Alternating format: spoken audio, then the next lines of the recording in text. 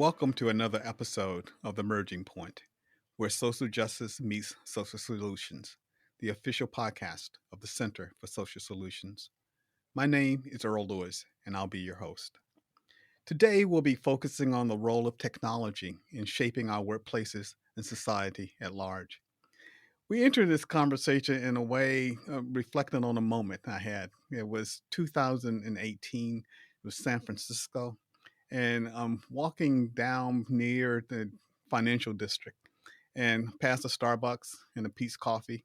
And on the corner, there is this coffee kiosk. And the kiosk had one human helper and one robotic helper. And the robot was actually serving the coffee and preparing the coffee. And the human was there just to make sure that it was really prepared to the specifications of the customers. And it was fascinating to sort of observe in a certain kind of way that people had passed Starbucks and they had passed Pete's Coffee and they had gone to this new, really kiosk on the corner. And it was this interesting juxtaposition because around the corner on Market Street, there were literally hundreds of humans living and sleeping on the street.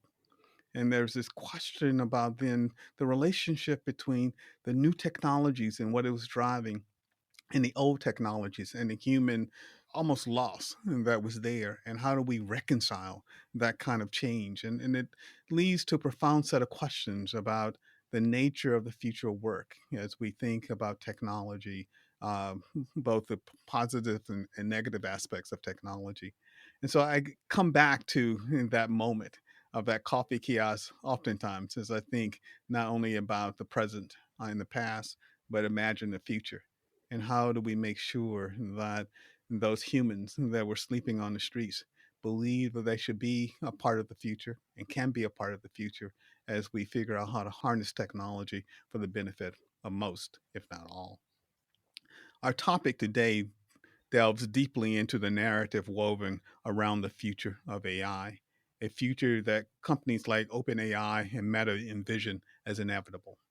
This storyline, which some people term techno fatalism, suggests a future where AI influences every aspect of human life and work. To tackle these questions, I'll be in conversation with computer scientist and international development researcher Kentaro Toyama. Kentaro Toyama is the W.K. Kellogg Professor of Community Information at the University of Michigan School of Information, a fellow of the Dalai Lama Center for Ethics and Transformative Values at MIT, and author of Geek Heresy: Rescuing Social Change from the Cult of Technology. In his research, Kentaro studies digital technology, international development, and social change. Recent projects include an application of critical race theory to human computer interaction, digital storytelling to support global maternal health, and a study of technology use by undocumented U.S. immigrants. Kintaro's research examines the ambivalent relationship humans have with technology, and he argues that for the most part, technology amplifies underlying human forces, improving things where individuals and institutions are well intentioned and capable, but having little or negative impact where human forces are indifferent, dysfunctional, or corrupt. His perspective on technology, information, and the workplace is invaluable to understanding the future of work and the dignity of labor in an increasingly automated world. Kentaro, welcome. Thank you so much, Earl. It's a real honor to be on your show, and I love that story you told about the coffee shop in San Francisco. I think that really sets the tone for our discussion. Yeah, it really does. And I haven't been back to that part of San Francisco in the last few years, but I'll be there in September. I'm going to go look for it to see if it's still there You or if should it. also see if you can at least take a look at, if not actually ride in a fully driverless car, because I believe those are now on the streets of San Francisco as well. I will endeavor to do that. I've had friends who've tried it, and some who've been scared to death as a result, and others and others who champion this future ahead of us. So let's get started by learning a little bit more about you. So, what initially piqued your interest in the intersections between technology and society? Well, I'm a computer scientist by training. I did my PhD in an area called computer vision, which is arguably one of the subfields of computer science that really gave birth to um, the current generation of artificial intelligence. But in the year 2004, I was working at Microsoft Research in their research lab at the time, and I had an opportunity to move to India to help start a new research lab there. And in that process, I also changed research focus from doing very technical computer science to looking for applications of computing to address deeper social challenges, especially in low income environments. And that's really when I started looking at how technology impacts society. In fact, according to my notes, that research lab that you helped to co-found in 2005 sought to apply electronic technology to support the socio-economic development of countries like India. What did you learn from that work?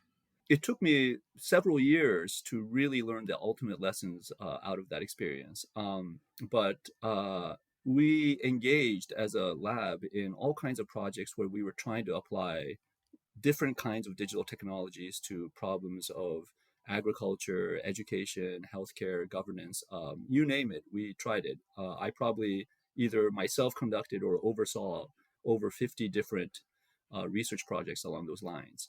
And very often we could get positive research results where some digital technology had the outcome that we wanted to see, whether it was improvements in education or healthcare or so on.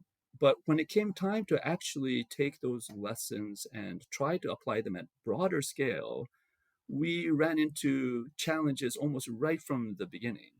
And reflecting on why, what I realized was that when we were doing the research, we as the researchers would intentionally seek out and create conditions that were ideal for the technology to have a positive impact.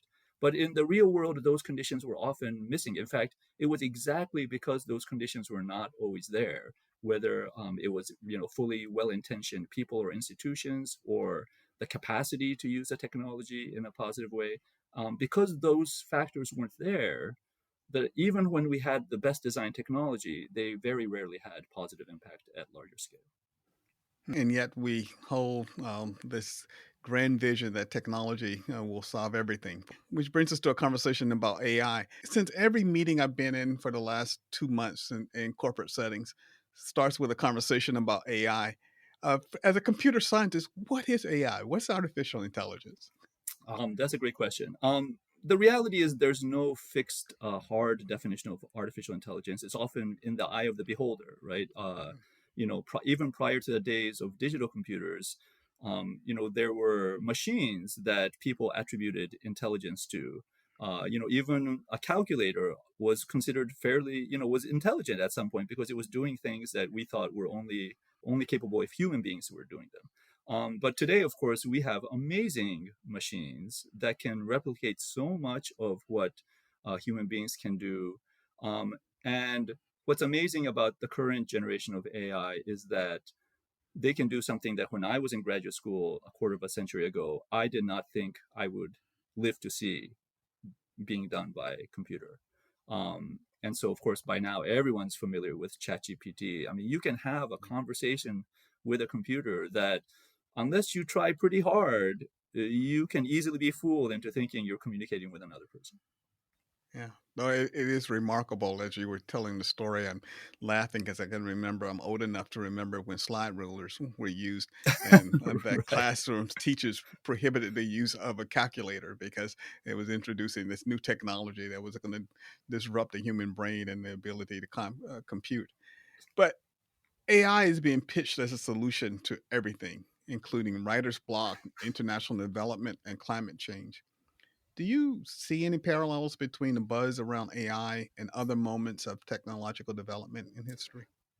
Absolutely. The kind of thesis that I have subscribed to now, because of that work that I did in India and its real failure for technology by itself to change society in a positive direction, is that technology ultimately amplifies underlying human forces. And what I mean by amplify is that technology can do positive things as long as the underlying human forces are well intentioned and capable. But in exactly those places where we have persistent social challenges, those positive intentions are often lacking, or the actual human or institutional capacity to get things done in a positive way is not there. And so, no amount of technology, even the best technology, even AI, will fail to actually improve situations. And oftentimes, the addition of technology just makes things worse because the underlying human forces are not going in a positive way. Could you help us unpack what technological determinism, often called techno fatalism, means? Yeah, so technological determinism is this idea. Well, actually, it's a combination of a couple of ideas, but the two central ones are that, first of all, that technological advancement kind of happens on its own and is largely a force by itself. And secondly, and I think this is the more important part, is that once you have technological advancements, that it is inevitable that society also changes. And depending on who you are, oftentimes technological determinism comes with this belief that technological progress equals social progress. Mhm. But you just mentioned the word techno fatalism, which I personally don't hear too much, but that sounds to me like it's an assumption that with more technology, some things actually get worse and become worse in a way that is largely unpreventable. And I would say probably most scholars who actually use these terms usually criticize it. They think that it's not quite true that technology uh, is a force by itself, nor that it necessarily determines human outcomes. And if you think about it a little bit, that just seems almost obvious that techno determinism is not quite right. I mean, after all, human beings invent technologies and put them to use. If we really, really wanted to, we could easily not do those things. But it is true that at an individual level, most of us feel technological advances as being unstoppable. I mean, certainly in my lifetime, like for example, I've tried as much as possible not to have a smartphone. But when I came to Japan, which is where I am now, I knew that it was going to be very hard to live in this society without one. And in fact, that's turned out to be the case. So I've broken down and gotten one.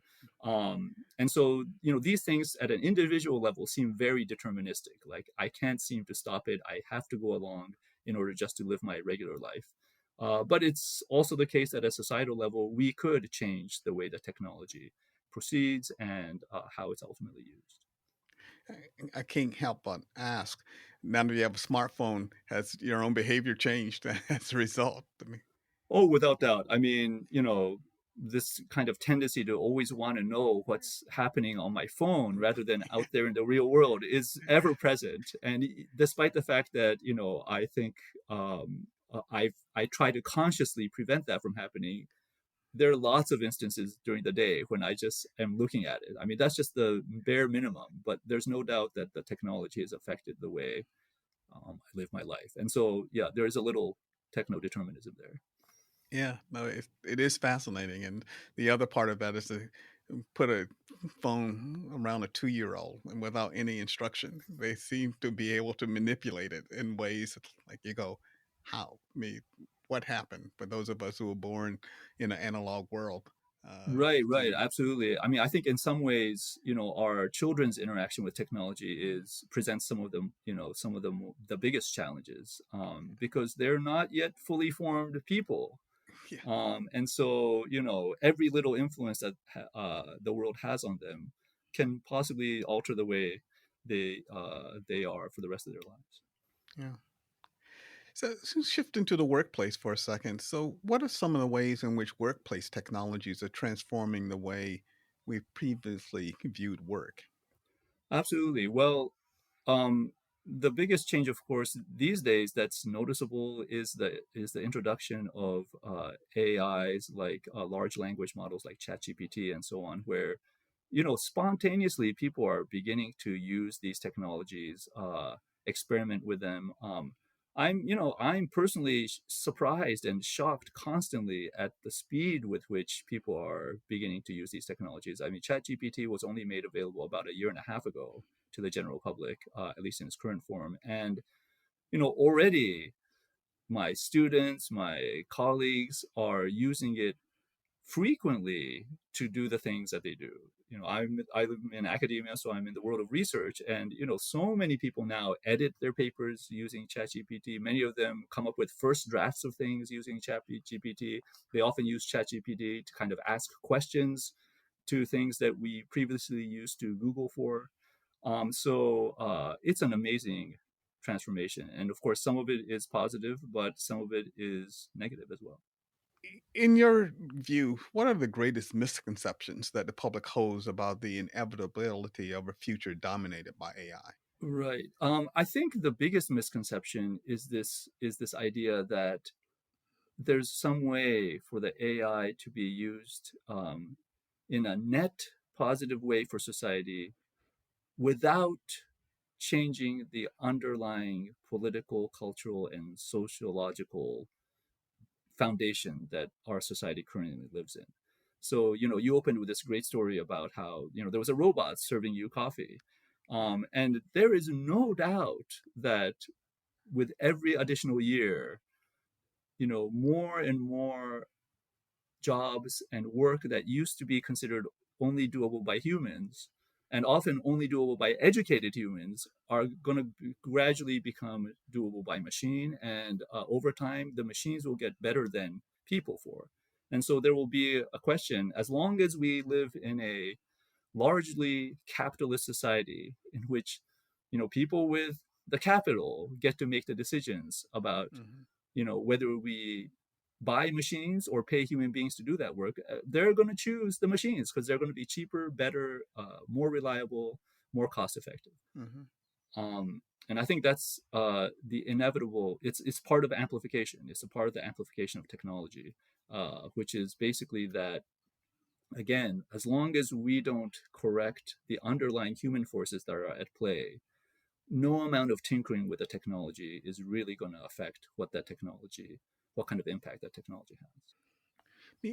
It almost raises an additional question, and going back to being a faculty member and an educator, how do we begin to educate the public and to become useful users of AI and other technologies? And so it's not that it's not just being amplified, but you actually a critical interrogator of those tools and what it may be doing both for you and society at large.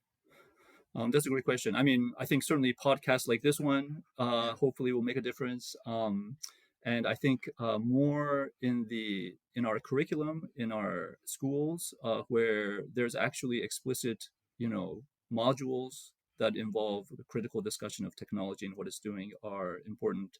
I recently taught a class for high school students where we talked about the title of the class was, are you using TikTok or is TikTok using you? And it was really about, why you should be careful of these tools that all my students at the time were using, and they were happily using, but we really started asking questions about, okay, do you realize that, in fact, your eyeballs, the fact that you're paying attention to their ads is what's making money for that company. And that they will direct you to whatever you will pay most attention to as a way to extract more of your attention. And so we had these kinds of conversations, and by the end, the students at least understood. I still wanted them to make individual kind of come to individual conclusions about whether it was a net positive for them. But some of them said, "Okay, I'm not using TikTok anymore." I don't know if that's really true or not, but given how compelling it is for the younger generation, but yeah, they were definitely a little bit more aware, and I think that kind of education is really important to make universal. At this point, every kid is a digital native, and so they need to understand the impact of this technology. And but ultimately, I do think that even with all this education, what it really takes is occasional crises. So, to me, the tenor of the conversation about digital technology really changed in 2016, 2017, after the US presidential election and the discovery that, of Cambridge Analytica, and the fact that, there were all these kinds of ways in which people's political opinions might have been manipulated online. Um, and because of that kind of, mini crisis, I think as a society, we woke up to this challenge that, oh my gosh, maybe social media is not so great after all. And then since then, we've been much quicker to criticize, and to consider the potential negatives of even artificial intelligence. Um, but there's something about human nature where we need those occasional crises and disasters to wake up to the dangers of the technology that we're building. That's actually very, very important to remind us that in some ways we are the caretakers of the world that we've created and the one we want to create. And that if we build these tools, we can also reshape them if we have the will, both Absolutely, social that's right. and political will. So, thinking of our listeners, what advice would you give to someone concerned about their career being altered or eliminated? And by technology, generally AI specifically. Yeah, that is a tough question. In some ways, I think we as employees have the least power, and that's a direct consequence of the fact that, as we as a society don't grant employees too much power in to determine how things happen in a corporate setting or an organizational setting. There's a lot of commentary about, for example, the decline of unions in the United Mhm. States, and I think that's part of that story. And if we do want to capture more power to push back on concerns in the workplace, I think unions are probably the first thing to kind of build back.